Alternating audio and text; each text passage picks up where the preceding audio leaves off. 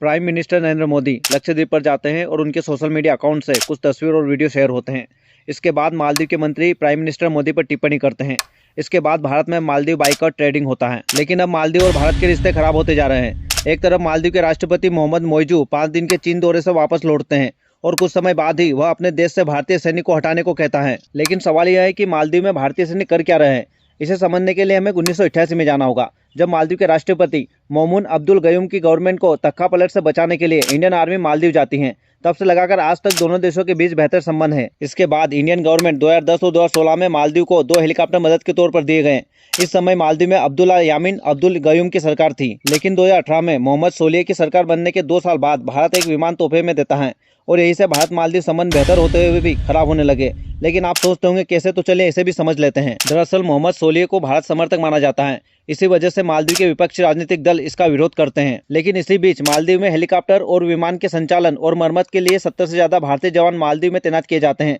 इसके बाद मालदीव में विपक्ष इंडिया आउट अभियान शुरू करता है। इसके पीछे तर्क यह था कि भारतीय सैनिक मालदीव की राष्ट्रीय सुरक्षा के लिए खतरा है। लेकिन इसके पीछे भी एक नहीं 4 कारण है। सबसे पहला, हेलीकॉप्टर को लेकर विवाद, क्योंकि मालदीव में मौजूद भारत के 2 एडवांस लाइट हेलीकॉप्टर को लेकर मोहम्मद मोइजू की पार्टी लंबे समय से विरोध कर रही थी। लेकिन अब सत्ता में आने के बाद इनकी पार्टी ने भारत के सैनिक वापस अपने देश भेजने का फैसला करती है। इसके पीछे भी तर्क दिया जाता है कि ये सैन्य हेलीकॉप्टर हैं, इसके जरिए भारत मालदीव में अपनी आर्मी की उपस्थिति को मजबूत बना रहा है।